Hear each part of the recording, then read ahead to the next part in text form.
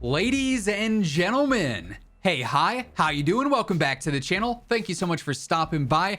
As I'm sure you guys know, just prior to Season 1 Reloaded going live in Warzone 2, MW2, and DMZ, I was able to sit in on a call with Raven Software and Infinity Ward to hear about some of the changes and updates they were bringing to the game with the Reloaded update itself, but also what they were working on for the future as well. And within this call, we actually got some very, very interesting details on DMZ. Of course, since launch, DMZ really hasn't seen all that many updates outside of a few bug fixes here and there, but it seems like the major content updates, the major gameplay updates for DMZ are going to be starting in Season 2. So we've got some sort of very ambiguous plans for what's going on in Season 2, but also some future updates to look out for as well that are going to be very significant if and when they do end up coming to the mode. So first up, just want to say again a big thank you to my friends over at Activision for actually inviting me to take place in this call. It's always super useful to be able to, one, learn all this new info to share with you guys, but two, be able to bring up issues that you guys have to actually relay to the developers in calls like this to make sure that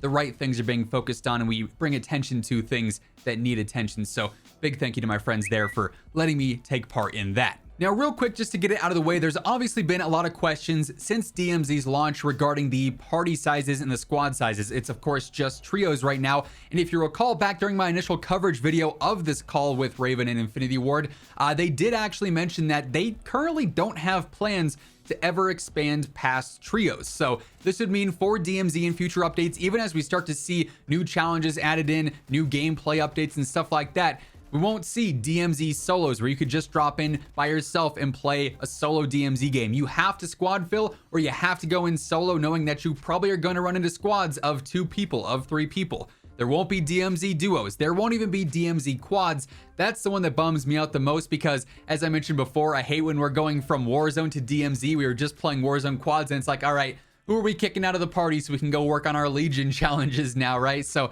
that does bum me out a little bit. They just basically want one entry point for DMZ, and that is trios, because that's how they're basing certain challenges. That's how they're basing certain gameplay updates with a trio party in mind. So there currently are no plans whatsoever to change up the squad sizes in DMZ. I'll admit that's sort of the one downside and sort of bad news, if you want to call it that, from this call with Raven and Infinity Ward. The rest of the news, though, that we have is very interesting. So it was actually brought up that with, DMZ's gameplay dynamics, things are always changing. Things are always evolving as you're doing your new challenges. Gameplay is not necessarily, repetitive in a sense. You're not going to play the same thing every match.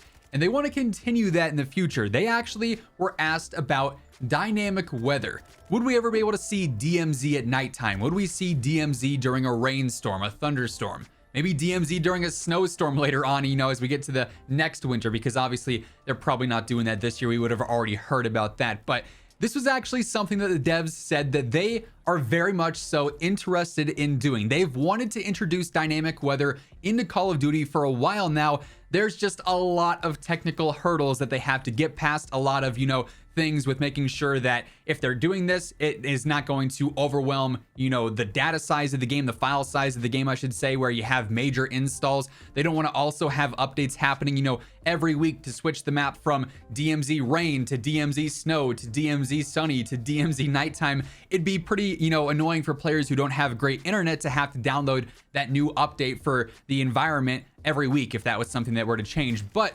regardless, they are looking into ways to bring dynamic weather into DMZ and probably expand it also into Warzone 2 and maybe even into some multiplayer maps as well. So that was something that I thought was very cool, and personally I am very excited to see what exactly happens there in the future. Also, just a brief reminder as we're going through all these changes and updates, if you guys are new here or if you're not already subscribed, every day this is your one-stop shop for everything that you need to know about Call of Duty, MW2, Warzone 2, DMZ, you name it, it is right here. So if you want to guarantee you're always up to date, feel free to hit that subscribe button, turn on those post notifications so you never miss another video.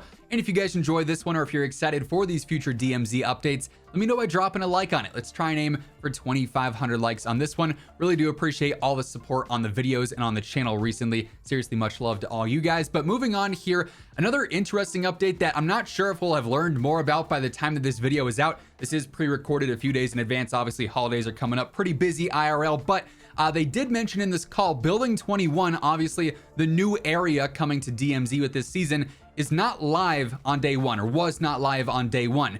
Yet they kept promoting it like it was, which was kind of weird, I won't lie. But the building itself actually isn't located in Al Mazrah, which I find to be incredibly confusing, if I'm being honest with you.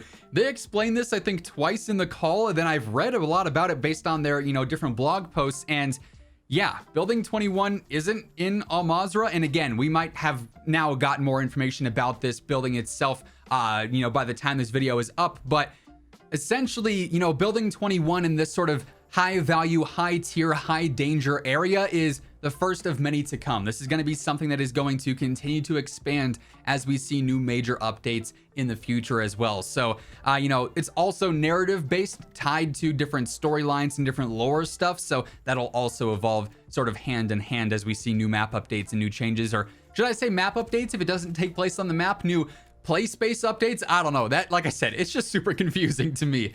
Anyways, the final thing here, and a great wrap up I would say, is that as I mentioned at the start of the video, season 2 seems to be the major start to the updates here in DMZ. When we're talking content, when we're talking expansions to gameplay itself, they did mention that big updates to DMZ missions are currently planned for season 2 initially here. So we're not sure if that's exactly going to happen right at launch, maybe a few weeks into the season, maybe with season 2 reloaded, but that's when they do plan to really ramp things up in terms of DMZ. So right now, obviously, there's a lot to grind in terms of just the 3 factions as is. Ranking up to tier 2, tier 3, tier 4, tier 5, ultimately, and all those gonna take you a decent amount of time, especially when the tracking for some of those challenges is kind of wonky. But in general, that's a pretty large grind in and of itself. I won't lie, the reward is kind of lackluster with insured weapon slots. I would love to, eventually see custom camos for DMZ, custom blueprints for ranking up to those tiers that are a little bit more advanced than some of the ones that you get just by the basic individual challenges. But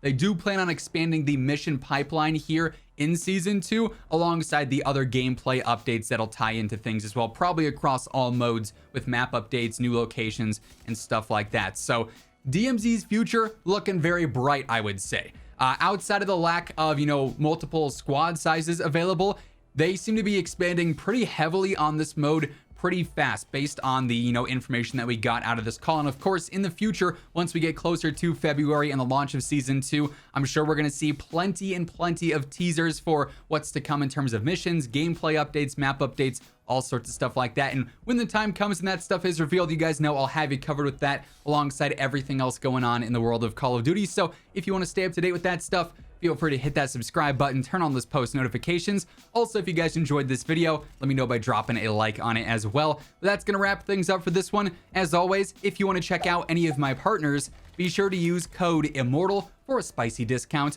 on all Scuff, G Fuel, Gamer Advantage, and Control Freak products. And the links for all those can be found down in the description below. But once again, thank you so much for tuning in. And until next time, take it easy, have an awesome rest of your day, and I'll catch you guys later. Peace out.